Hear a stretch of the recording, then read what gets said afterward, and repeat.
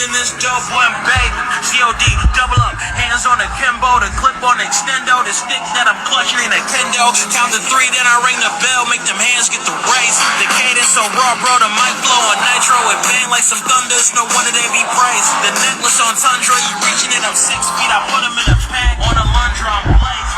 Even in a stab, boy, them shots have been grazing. All these niggas whack, dog, you're not worth engaging. I'm that amazing, don't make the boy black news, you turn you to a stain, I'm on your head like some bait. What is up, everyone, and thank you for tuning in to Don't Say the F Word. We are a pro wrestling and combat sports podcast. We do not use the F word when we talk about professional wrestling. You should not let your friends use it either. It is Sunday. We are coming off of WWE Survivor Series War Games, and we had some major return with R-Truth. Returning to WWE, the man never ages, back from injury. Joe, how you doing, bud? I'm doing all right. Glad to hear it. Glad to hear it.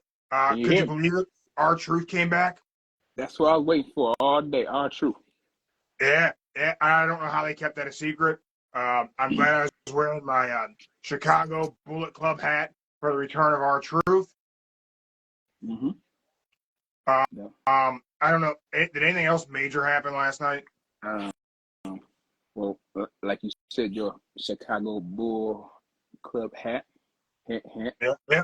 You know, the Chicago hint. And I was right, Joe. How was you right? Cornelius Montgomery Punk returned to WWE. I'm kind of shocked. I'm kind of mad. I told you. I tried telling you and the big guy. Cornelius Montgomery Punk was coming back to WWE. People said I was crazy. They said I didn't know what I was talking about. But I got sources, Joe. You want to know what I'm mad about? Wait, mad. I'm mad because, literally, when they were going off, I just saw the WWE logo, and, my kid, she was screaming. She's ready to go watch some damn cartoon. So, let's go watch the cartoon. Cartoons are important. Cartoon. The element on Disney Plus is the must to watch. Just watch it. Fire and water. You should watch it. But, yeah, that's anyhow. Then the moment I turn the TV off, you hear the pop when the TV just shutting down, like pop, with the rest of the Cody song. I'm like, probably just fireworks going off. No big deal. Then we go in the room with the kid. I was like, let's just see what happened. The results, what people got to say. Then you see, he returned. Like, who returned? Like, then looking at the picture, like, it do look kind of not Photoshop. Lucky for me, had my phone, Peacock app on my phone, and it was still going live. Thank God for that. So I was able to slide right back where I turned it off at. And you turned it off when the credits hit? I turned it off when the credits hit. The logo, you see them pushing away like they about to say goodbye, everybody. See ya. What's next picture? December. Or the Royal Rumble. Yeah, Royal Rumble. We'll say Royal Rumble. Yeah. Yeah, that was me. I gotta be honest. I'm surprised that you turned it off and you weren't expecting Triple H to do it that way. I was not expecting. I mean, that's the old school NXT way to do it when Triple H is producing a show. And I also had a 5-year-old screaming in my ear, ready to go watch cartoon. So I had to pick one, and I just seen it push away, like it's about to head off. So yeah, and then as the TV shut down, you hear the pop, and yeah, there you go. Yeah. So yeah, I got snitched. I mean, you did better than the big guy. Yes, I heard from him earlier today. He was sleeping. He was sleeping during the gump there. And pretty much, yes. He slept through just about the whole show. Yes, and also, I can say one thing. At least my dad got him beat, kind of. My dad had him beat. Yeah. Did he stay up? Well, he had it on. He was watching it at the beginning, but then, my dad's not the women's match guy. Uh, So he went back and started watching regular TV. Then when it was time for another match that he wanted to get back on it, silly me, I forgot that I had like 3 other people on my account. So when my dad went to go back on the Peacock, he kind of got booted off because I think you're not supposed to be sharing your password. yeah. So multiple people was watching at the same time, and I asked him like, "Was you on your profile?" He's like, "It never happened before." I said, "Just turn off." Look, man, he turned it off. He got the message saying multiple people, so I'm like, "Oh shit!" I'm like, yeah. But he's watching it right now. He's watching it right now. Good. I think that all in all, I think it was a great night of matches. For the most part, there was a stinker match, but I'm not going to be the one who gets into that. But I think it was a great card. I think that Randy Orton looked fantastic. I think our Truth looked great. I think it was great for them to work him in. CM Punk coming back. Crowd went nuts. I guess we'll see what the future holds. It is being reported he will be at Raw in Nashville tomorrow night. So expect some coverage from us throughout the day tomorrow. We do appreciate everyone checking us out live on Instagram. If you're not live on Instagram, Joe, where would they be if they're not watching us live on Instagram? Like good old Spotify, Rumble, YouTube, Google Play, Apple Music, and all your little streaming platforms. Yeah. And thank you, everyone who's checking us out. Wherever you're checking us out from, we appreciate it. Make sure you subscribe, follow us on Instagram, comment on our post. Trying to build a great pro wrestling combat sports community. We appreciate you. And if you like puppets, we're your spot. Right, Stan? Stan has a big wad of bubble gum in his mouth. You can't hear what he's saying. Okay. Oh, Stan said Roman wasn't at Survivor Series. What's up with that? He was. I didn't see him. He was backstage. Stan said that don't count. I bet he saw CM Punk about to attack him backstage. All right. Well, I'm going to get the big guy in here, Joe. That way you guys can talk. Thank you for joining us. And Mark the Monster is out. Oh yeah. We had some intro music from I Hate Vonnie. You can check it out on Instagram. It's a cool little like brood video. So it's pretty awesome. But yeah, that's cool. All right. Thanks, guys.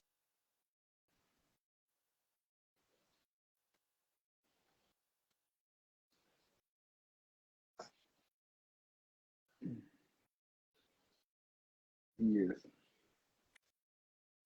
So, how's it going, Joe? Going all right. Good. Glad to hear it. Big night in pro wrestling.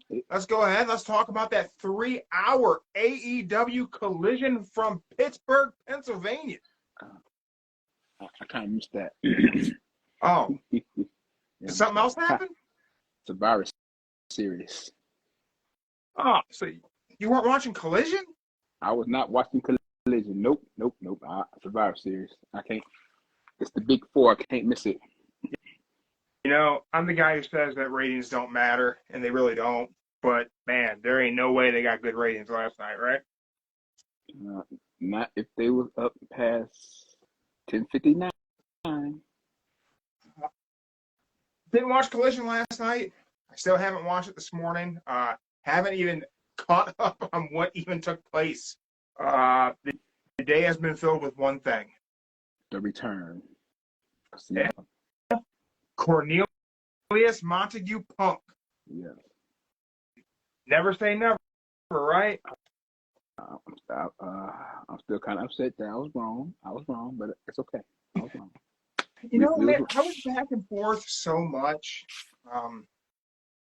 Partway through the day yesterday, I probably changed my mind 5-6 times. Honestly, like to me, I was surprised to do it at Chicago because I didn't think they needed to. But I also, what place makes the most sense? Chicago.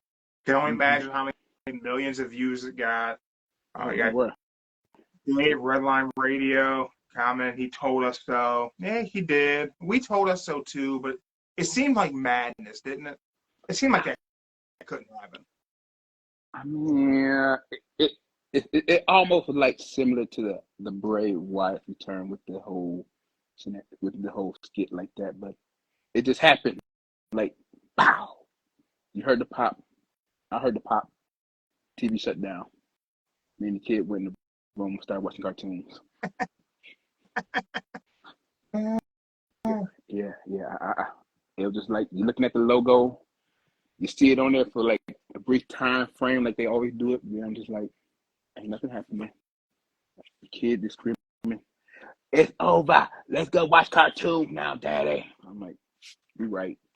Then you heard pop. As it going on, pop. I'm thinking, oh, just the fireworks in the show. Ooh, they just heading out. No big deal.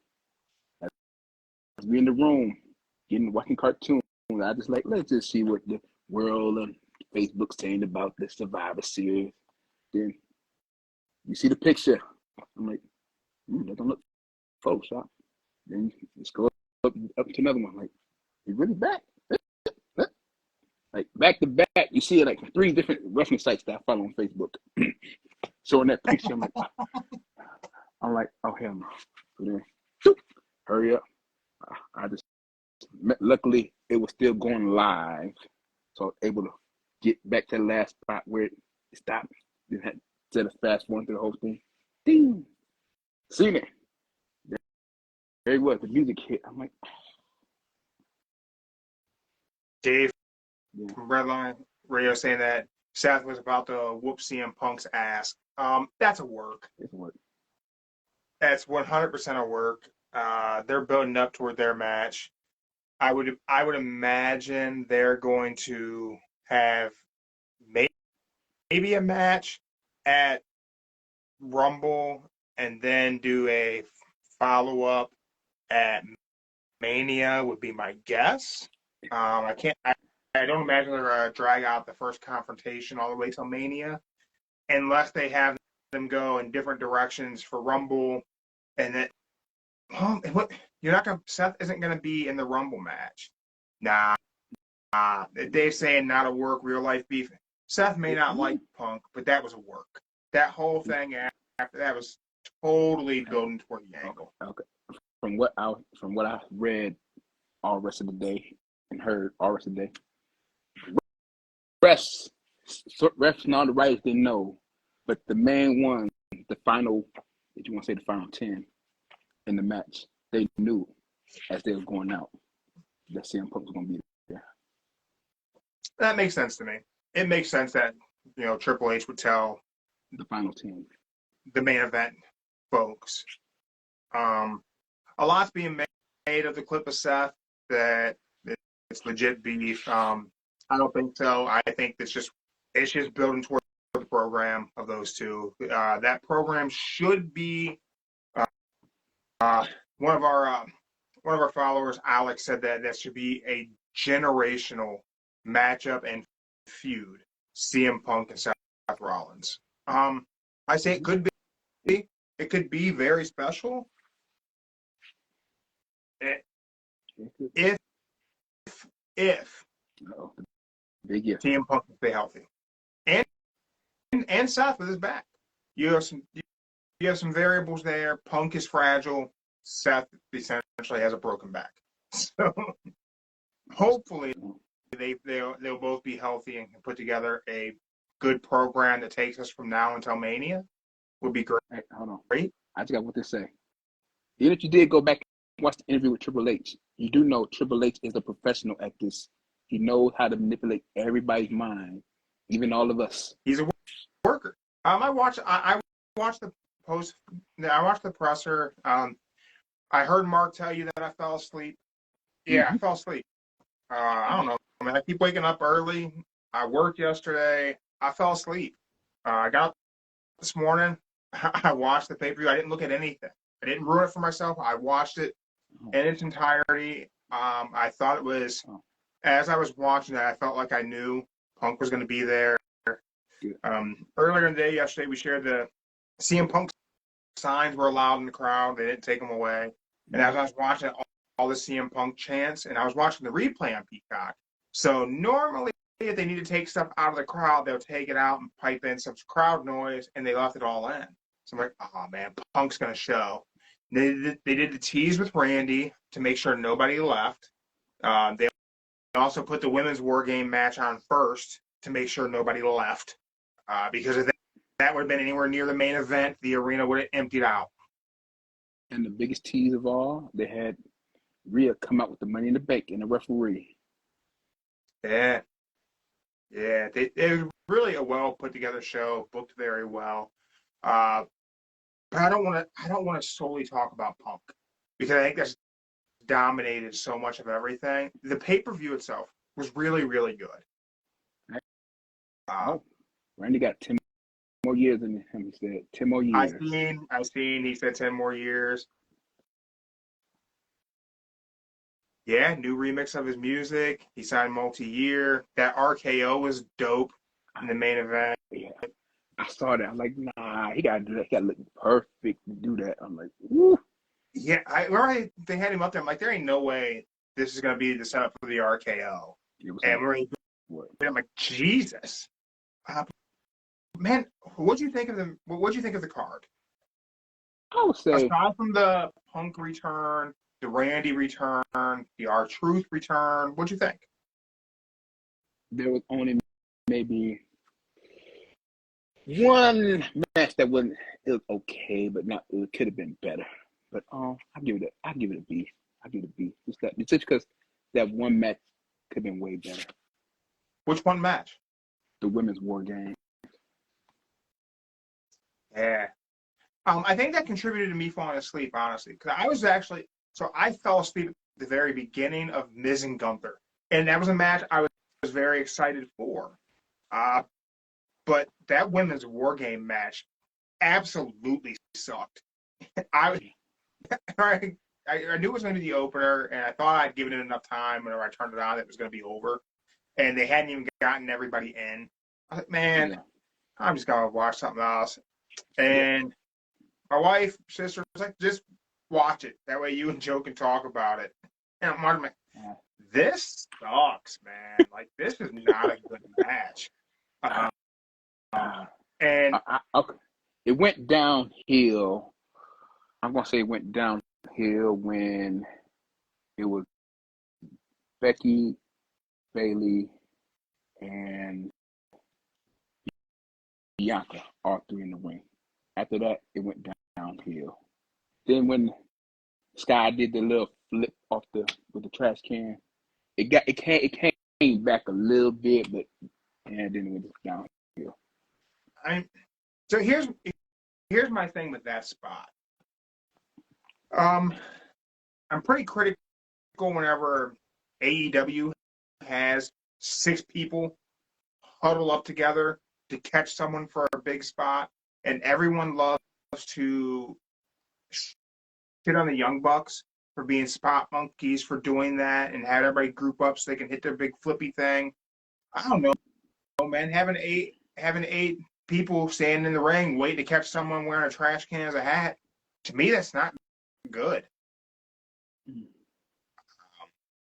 Like, none of that match looked great. Right, Charlotte's moonsault from 15 feet in the air, except she over-rotated and almost blew out her knees.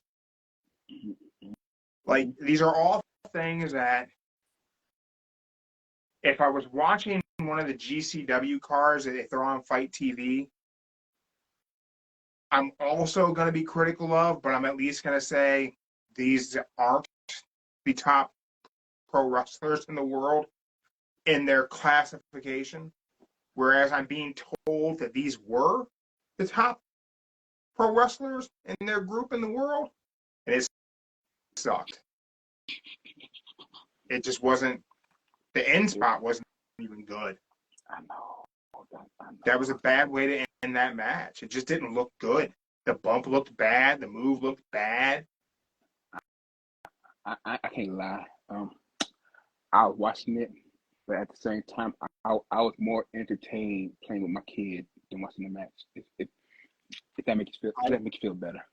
I will say, though, as I always say, not a fan of it. It ain't booked for me. Maybe it was for somebody, and if you enjoyed it, I'm glad you enjoyed it. Just not for me. But I can say this: Rhea and Zoe, that was a good one. Was it? Out I of women's matches, didn't watch it. it was good. It was good. Yeah, I fast forwarded. I'm just speaking for yourself. It was good. Zoe almost had her, but Rhea, she got her once again. I thought Gunther and Miz was really good. They made the Miz look really strong in that match, which I was kind of wondering how they were going to book that. I didn't know if they were going to have Gunther just smash Miz. I figured they were just gonna like have the Miz tie with Jericho having 9. Did you think Miz was going to win that? I'm just saying, I figured that's what they want to do. They want to have him do like 9 because you know how WWE is. They want to eliminate some people out of history, and if they did that, Miz would be tied with Jericho with 9. And They like mentioned Jericho. oh yeah, they did too. Yeah, I was very surprised they mentioned Jericho. Jericho 9 times. He hold the belt 9 times. That's why. And Miz is at 8. Yeah, I just did not think they were like they just mentioned him casually, no big deal. Dragon Lee and Santos Escobar, Ooh, that was good. but rushed, right? They did not give those guys enough time. Yeah, it was like 5 minutes. It did go fast. Yeah, I hope they run that back. I think they will because Dragon Lee, he's good. It could have went on a little bit. I would say if they gave it like another like 4 minutes, it would have been great. At least another 4 minutes. Yeah, I would have liked to have seen a few more minutes in that match. I think those two are both so talented that I would like to have seen them have more time. But hopefully, we're building to something where they will get more time. SmackDown. Maybe we find a way to get, I don't know, get them involved with something with the U.S. title. I don't know how you work Logan Paul into the story, but I would just like to see Dragon Lee, Santos Escobar, and Rey Mysterio in a triple threat or a ladder match.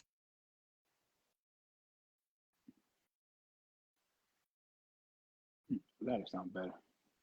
Ladder. And we need a title involved to have it be a ladder match. So we got to get Logan Paul in there with the U.S. belt. But even if they did like an old school triple threat, like the 3-way dance, like how ECW used to do them, where it was really like a lot of good high spots, a lot of good breakups of the pins, like that would be really cool. Those guys could put together something really nice.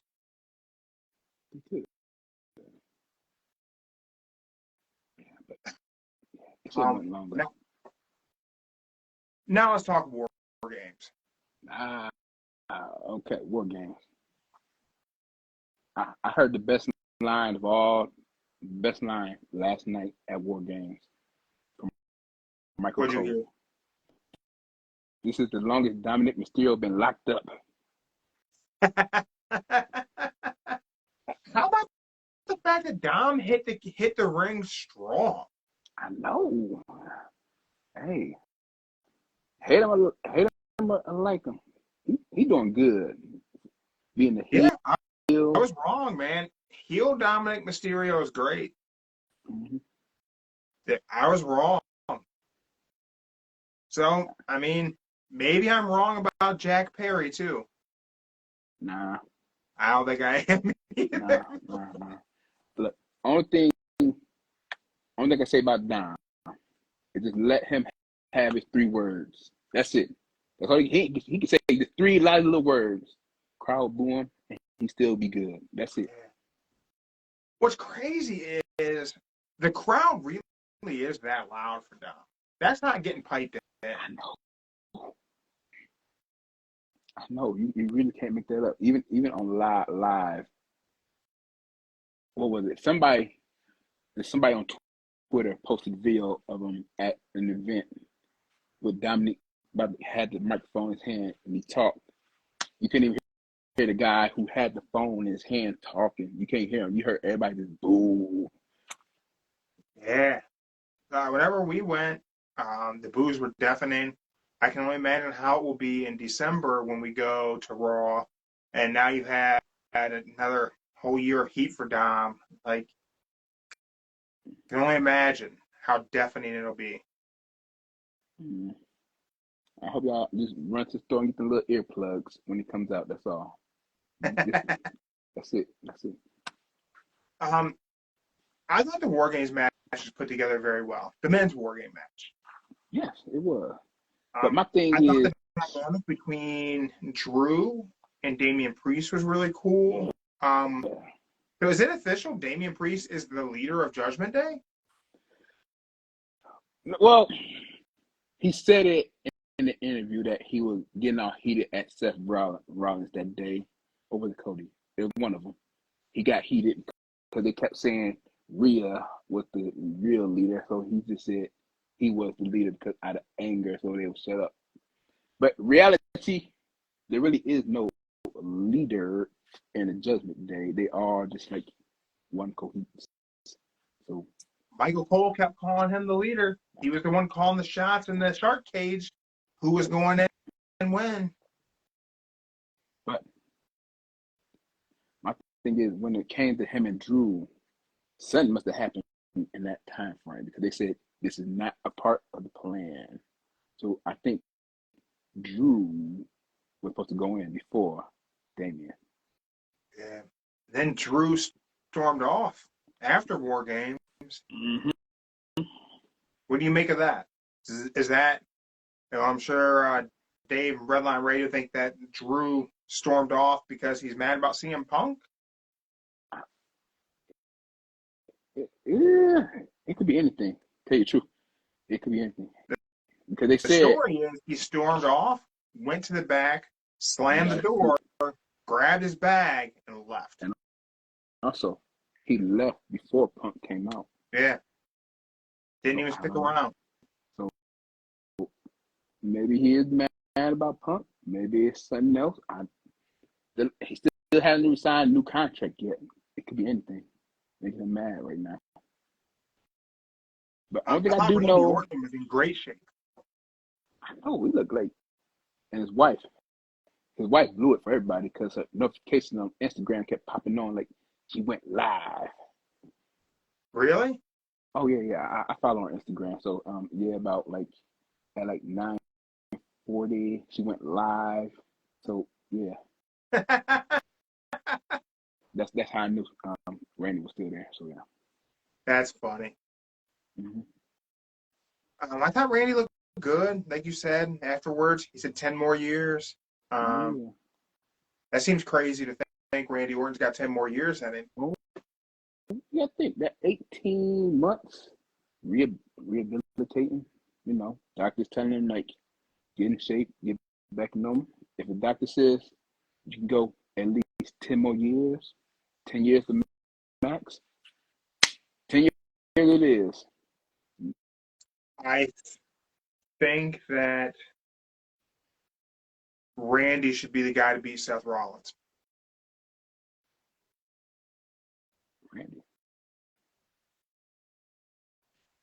Yep. Why you saying that? I think Randy Orton should get 20 world title reigns. He had 14 right now. Yeah. 14, We need to get him past Flair. Actually, you got to get him tied with Cena first. I know. I would rather it be Cena to beat Flair, but that's not going to happen. So I think it should be Randy. I think Randy should beat Flair's number of title reigns. Well, wait. Cena can do it. He got 4 years left. 4 years. I don't think Cena wants to carry a title. I don't think he wants to do that. I think his decision will be to not do it, so they should have Randy do it. Randy should beat Flair's reign. It's time to move into the modern era. You see Ric Flair on a lot of things lately, and I think that Father Time is something none of us get to escape, right? Mm-hmm.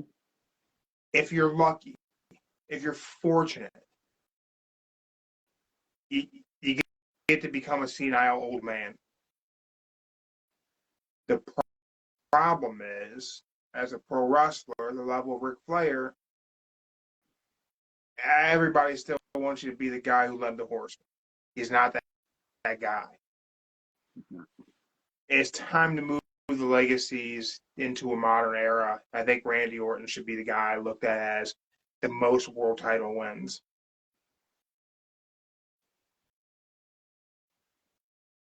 Flair's just doing the rounds of being on every hip thing to try and seem relevant with his energy drink and Flair, all this stuff where he's just, I don't know.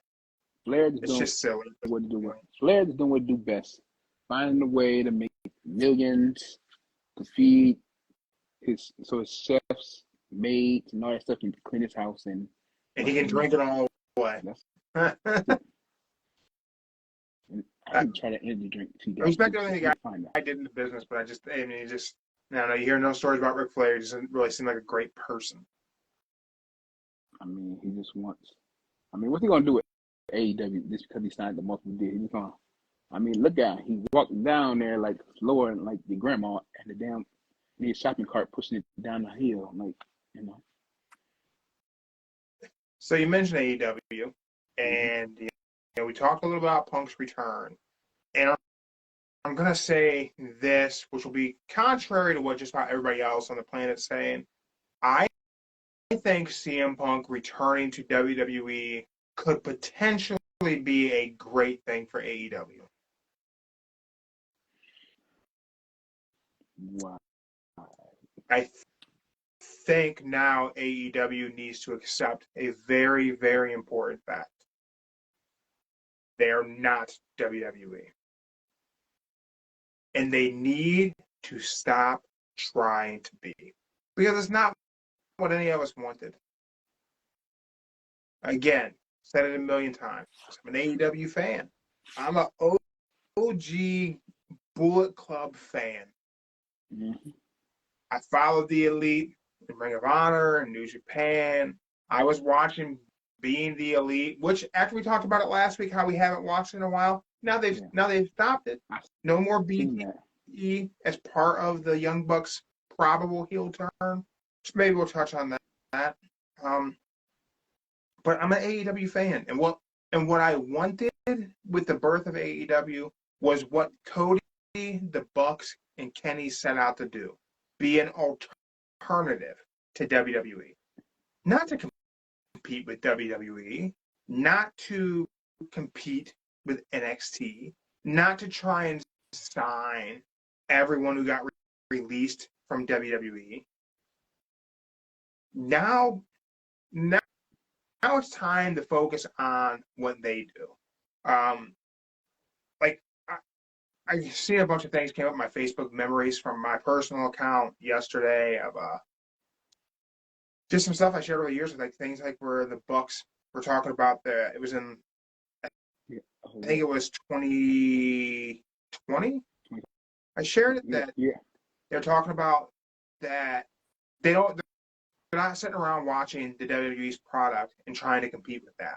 They're just focused on their own thing, and they're not worried about what NXT was doing. They were just doing their own thing. They weren't trying to beat them. They were just trying to make what they had be the best. That's what they need to do. Focus on the talent that they have and making their shows the best that they can be. Don't try to beat the king. They have a great roster. They have a really fantastic, talented roster in AEW. They need to be consistent. Let those guys do great matches. Take take a little bit of control of the stories so that way everything makes sense, and just stop trying to sports entertain us. We want a pro wrestling show. Be that. They can't be that because Tony is trying to be. He don't want to be number 2 or 3. He wants to be number 1, and the best way to be number 1 is take out the number 1 brand, WWE. His arms are too short to box God. I mean, look at it. He coming up with all these crazy tournament names just to get us all to watch it, which I still don't get right now. But hey, I like the tournament idea. I do. Okay. You know, I like the G1 in New Japan. I think trying to do a G1 style tournament in North America is a little tricky. I know. You have some complexity to your point system that a lot of folks ain't able to follow. That was me. I couldn't follow it, so I was like, ain't gonna. Yeah. Ain't gonna. Wins and losses need to matter in AEW. It needs to be brought back. It needs to be a focal point. Just keep with the good things. You know, you have a lot of young guys. They need to be the focus. Need to wrap up loose ends. Like, you can't have story. They've done a lot of things over the past year that are very similar to what WWE was doing around 2018. Of things would start and then just stop for no reason. Unnecessary rematches, seeing the same thing over and over again. Storylines that just simply don't make sense. Did we ever get the blow-off match of Keith Lee versus Swerve?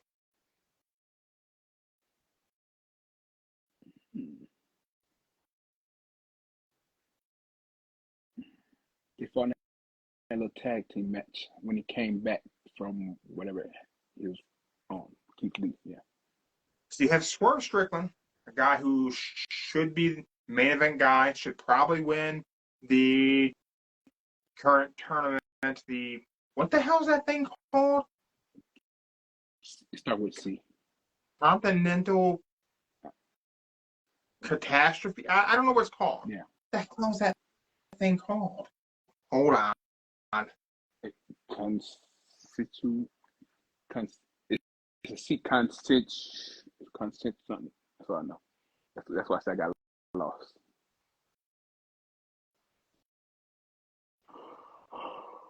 The Continental Classic Tournament. The Triple C. I don't know.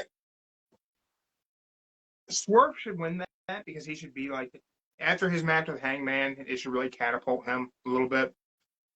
Mm-hmm. But we never finished the most important feud that he had going with Keith Lee. Keith Lee, the guy who everybody, myself included, thought should have came into AEW on a tear and been treated great. Yeah, he has some health issues, but they never booked him to do anything.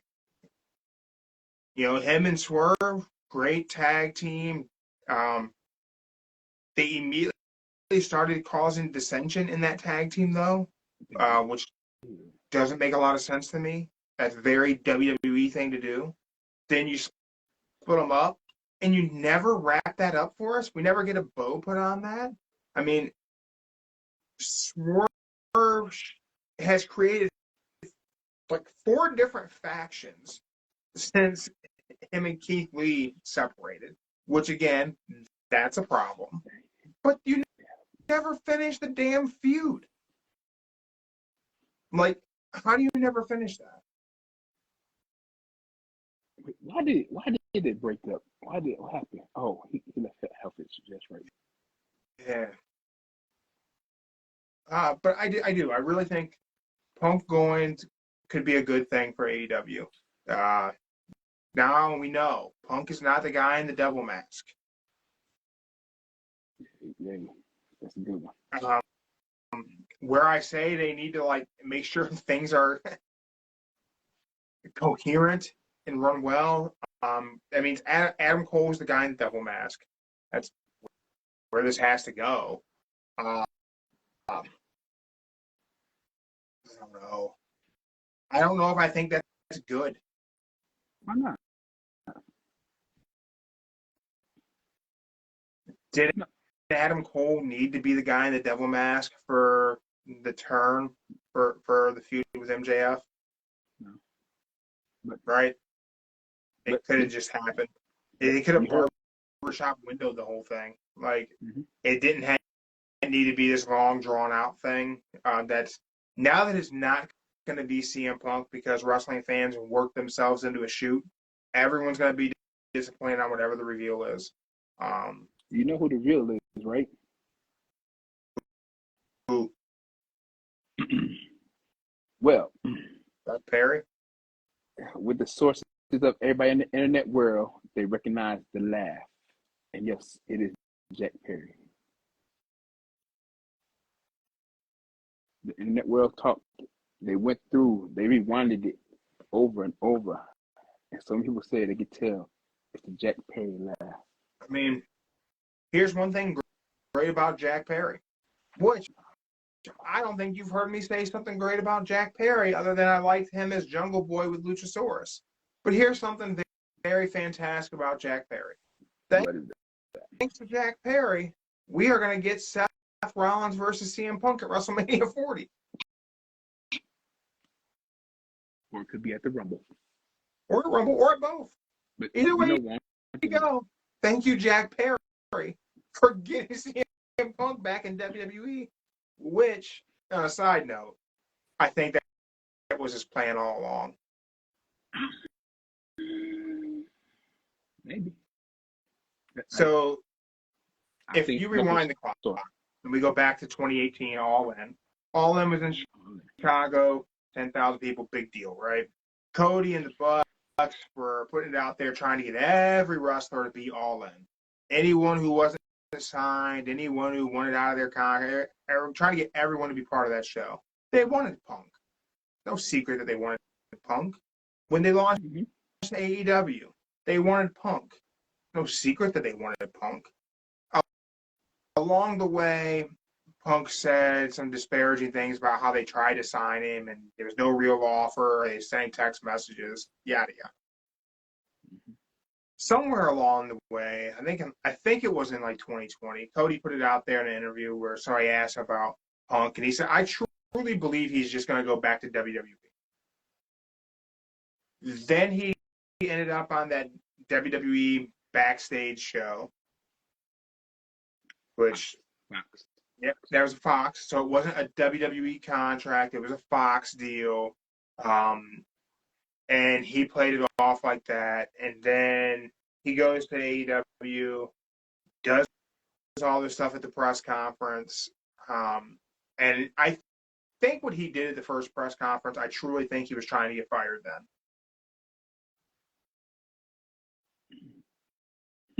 I think at that point, he wanted to try to go to WWE. He had the bug back. He wanted to wrestle, but I think at that point he was like, I want to go back to WWE. I'm going to get him to fire me. Or I'm going to create a situation where maybe I can just get out of my contract. So then he shows up at, what was it? That was Raw or SmackDown in Chicago and goes backstage and Vince tells the guy making leave. And he's trying to make nice with everyone backstage. And anyone he had any beef with, he's laying the groundwork, trying to get his old job back. Yeah, I remember in that whole time frame, he was out because of his foot. His foot. Yeah, the foot. I think it was either the foot or the tricep. I don't remember which. But either way, I think it has to do with his foot.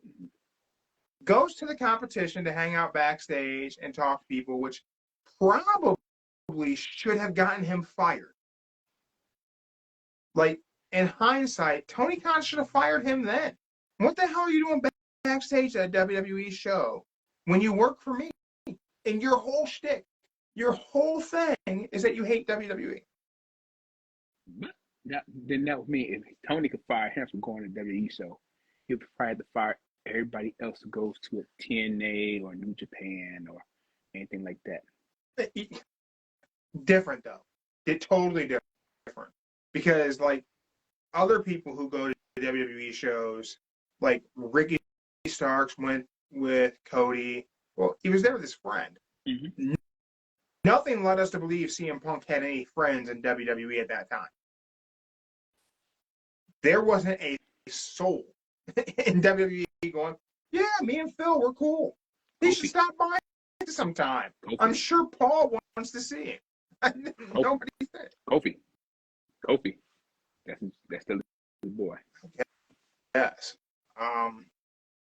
But then, he gets to come back. They give him an entire show just for him. Split the roster just for him.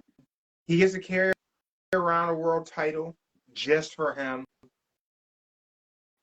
And then he goes and sucker punches someone and makes Tony Khan fear for his life. That was great. I ain't gonna lie, that was pretty good. That's a guy trying to get fired. That's a guy getting mad at somebody for hurting his dog. Like that'd be you get mad at somebody kick your dog right now. Yeah, but nobody go off. Kick this dog at AEW. Technically, Kenny Omega picked the dog up to try and get the dog out of harm's way, and then Kenny Omega got bit by Ace Steel. Larry the dog didn't bite Kenny Omega. Ace Steel bit him. Oh, I ain't hear that. But it seems to me like CM Punk trying to get back in WWE has been years in the making. I don't buy the narrative that all this happened so fast and we just started talking in the past week. I don't buy that. Not first. I buy it. Buy it. You buy it? I actually do buy it because he did it last time when after the Money in the Bank when he jumped through the crowd. Then they had the little Ray versus John Cena for the new title belt. They had a little tournament. Then bam, that night at the end when Cena won, you heard the Cult of Personality, his new theme song, because everybody waiting for the fire burn, but the Cult of Personality hits, and that was him. And they even said it there. He signed the contract literally 10 minutes before going out. I don't believe that either. I think that was a work then. I think this is a work now. I think whenever he went back to make amends with Triple H, however many months ago that was, before his return to AEW, I think from that moment forward, he was in conversations to figure out how he was going to get back in WWE.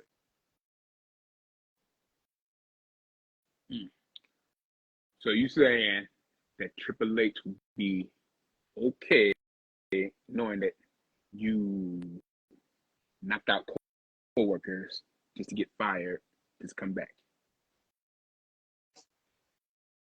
There's not a person in a WWE locker room that CM Punk is going to be able to bully.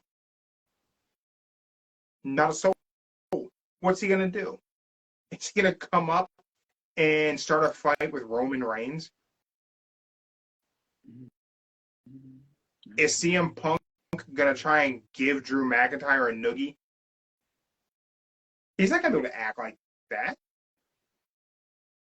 He's also not going to be able to bully the guy in charge. He bullied Tony Khan because Tony Khan is too much of a fan. He didn't lay any rules down. He didn't set Punk straight. He didn't put on his big boy pants and be the boss. He let CM Punk bully him. CM Punk's not going to bully Triple H. He sure as hell ain't going to bully Vince McMahon or anyone in TKO. Tony Khan just your average, all right, I listen to you. I understand you. Okay. We can do it that way. Sorry. Nah, you're fired. You're getting fined $5,000. Which one would you rather have? Eventually, as a boss, you got to be the boss. Sometimes you got to do things you don't want to do. Tony Khan's got a problem where he has too many favorites. That's a problem. And he favored Punk, gave Punk everything Punk wanted. And Punk took advantage of that and walked all over him and then left him hanging. To go back to the place he wanted to be all along. Now, with that, my question to you is this. What's the future look like for CM Punk in WWE?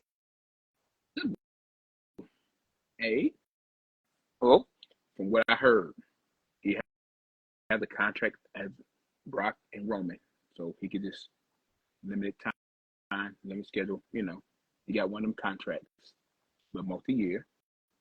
So he could pop up on himself. He could be on Raw or SmackDown.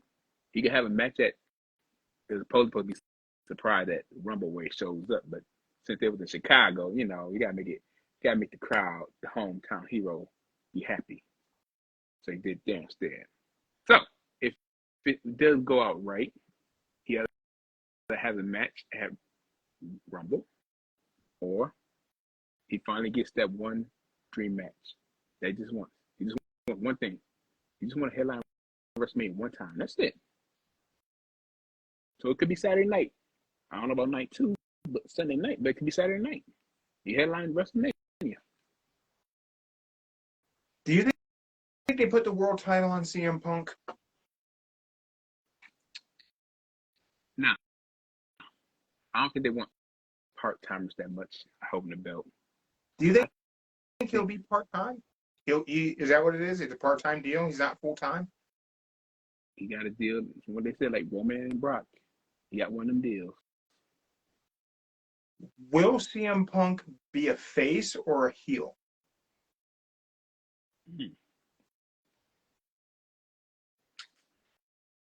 In hometown Chicago, he's a face.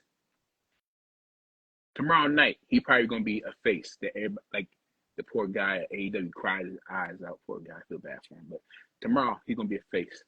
It depends on what he wants to be. Is he a face or a heel? In my opinion, he's better off as being just a heel. He's a good heel. He does it well. He can make you mad, hate him so much, but then again, he's on good terms now. So I say he's going to be a face.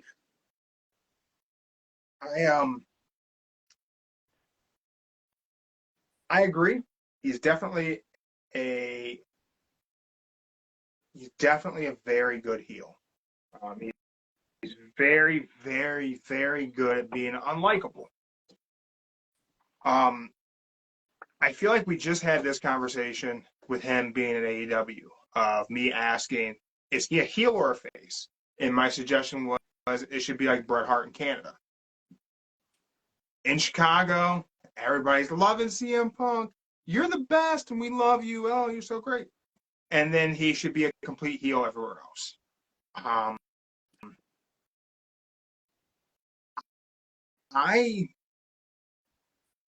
don't know how the crowd anywhere else is going to treat CM Punk. Because what's this first promo sound like? What is the first promo from CM Punk returning to WWE? Not after just talking shit 7 years ago about him, 8 years ago, getting sued for talking shit about him on Colt Cabana's podcast. He was talking shit about WWE just 8 months ago in AEW. Everybody does that, though. Everybody. Not like Punk. I know. You know what's going to be? Nobody did it like Punk. I know what's going to be. He's going to do the normal thing like everybody else does. He's going to say, are y'all glad to see me? It's been 10 years since I've been in this ring. He's going to admit that he did wrong. He's going to admit that there's probably a lot of people in the back who really don't like me, who really don't want to be here, but I'm here. I'm going to take over. I'm going to make, I don't know if I'm going to say amends, but he's going to try to be a better person than he was in the past, and he want to make things up to everybody, anybody. And the first person is gonna be Seth. Seth's gonna come out. I say Seth gonna come out saying, "I don't want you here. You don't deserve to be here, and you don't deserve this title. You're never gonna fight me for this title."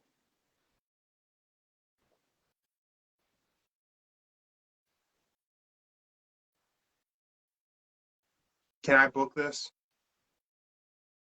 I'm going to take the pencil. Okay. And I'm going to fantasy book how I think CM Punk's first promo in WWE should go tomorrow night. They're in Nashville. They're pretty far away from Chicago. Cornette gonna be there. I do agree with you. I do think when that music hits and he comes out, I think that crowd is going to lose their mind.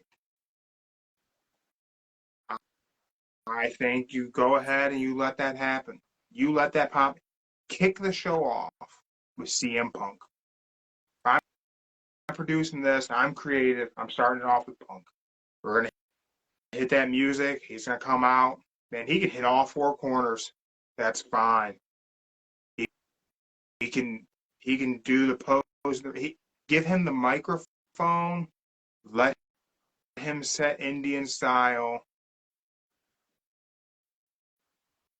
And he could have the mic in his hand. I wouldn't let him say a word. I would have Seth Rollins come out from the crowd and commence to whooping his ass. And I would let it get broken up. And I would have Rollins come back at him. I would have it get broken up again. And I would have Rollins come back at him. And I would have it get to a point where they have to escort Seth Rollins out of the building. And I mean, this needs to be a brawl. Like, he needs to rip Punk's shirt. This needs to be a rough go. We come back. Now it's trying to clear everything up. And you have Punk in the back. That if you're here, no, I still have something I want to say. He goes back to the ring. We do it again. We hit the music. The crowd pops again for him. He gets back in the ring, and Seth comes back again out of the crowd with a chair, and he works Punk over, and he Pillmanizes Punk's ankle, and he puts Punk on the shelf. We don't see CM Punk again till Rumble. He never cuts that first promo. No pipe bomb. He shows up in Nashville. Seth Rollins takes him out. Seth Rollins is the chemo for the cancer that is CM Punk. We don't see him again. We don't see him again till Rumble. They don't even talk about it. He's out. He's hurt. Don't know when he'll be back. Fragile body, fragile ego. And that's the exact promo you have Seth Rollins cut next week on Raw. He does exactly what Moxley did. Cuts Moxley's promo word for word. I'm sorry CM Punk didn't turn out to be who you all wanted him to be. Got a fragile mind, fragile body, and a fragile ego. And this is the turn of the Seth Rollins character. Seth stops doing the flashy clothes and sunglasses, starts getting real serious, and he starts entering the ring every week like Mox. Seth starts coming in from the crowd. We go old school Shield to build into that feud with CM Punk. But we don't see Punk again until Rumble. Whatever it is, whatever the program is, Seth's working at Rumble. That's when we get CM Punk back. He doesn't cost Seth the title. Seth keeps the belt at Rumble, but Punk attacks him at Rumble. You could have Punk win Rumble.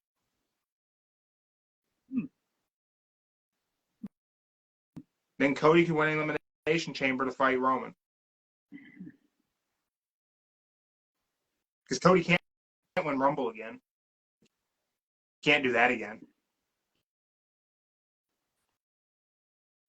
See? Aren't you glad I came up with that Elimination Chamber idea months ago? No. I just think you got to do something. You got to. Seth's character has to change a little bit for the CM Punk feud, and that's how you have to do it. He has to take Punk out, make Seth be a killer. Okay, here's this one thing. It's not bad. I like it, but I think you got to do a little bit tweaking to it. Let's just say it happens at the end of the show. CM, they don't get kicked out. Seth doesn't get kicked out. CM Punk finds him again towards the end, and that's when Seth takes him out. After they did the whole separation from him earlier in the night. That works too. And reason all it is, but the only bad thing about this is, like, that's how I like it being booked. The only thing I don't like is if it happens that way, Punk won't be in Cleveland for Raw whenever I go, and that'll suck. Mm-hmm. Because Collision in Cleveland was the first one after Punk got suspended, so I didn't get to see Punk there. There you go. But who knows? But we'll see how it goes tomorrow night on Raw. Thank you for joining me tonight. Thank you, everyone who checked us out live on Instagram. If you're not catching us live on Instagram, thank you for following us on Spotify, Rumble, YouTube, Google Podcasts, Apple Music, wherever it is you're checking us out. We appreciate it. Just know we're here every Sunday night, usually 6:15, which is Jeremy 6:05, because I'm late to everything because I have ADHD and I can't show up on time stuff. That is correct. That's why I'm late. 6:15. Yeah, 6:15 is like 6:05 for me. It's just how it works. I don't know. I don't got a good answer for that. But I'm Jeremy. That's Joe, the illegal brother-in-law. I'm Mark the Monster. And just don't say the F word. Don't use the F word when we talk about professional wrestling. Don't let your friends use it either. I don't know. Maybe we try to hop on tomorrow night. We'll see. We'll see what happens, how my Monday goes. But anyway, follow us on Instagram. I'll be sharing stuff throughout the day. Joe, you got any good words for the people? Yes. The only F word anybody should say is I just want my 5%. That's the only F word you should say. You're obsessed with that. You're already getting 5%. I know, but it's fun. This is fun saying it. That's all. You have to get that shirt made. I probably will. I will. Give it time. Don't say the F word. We're out.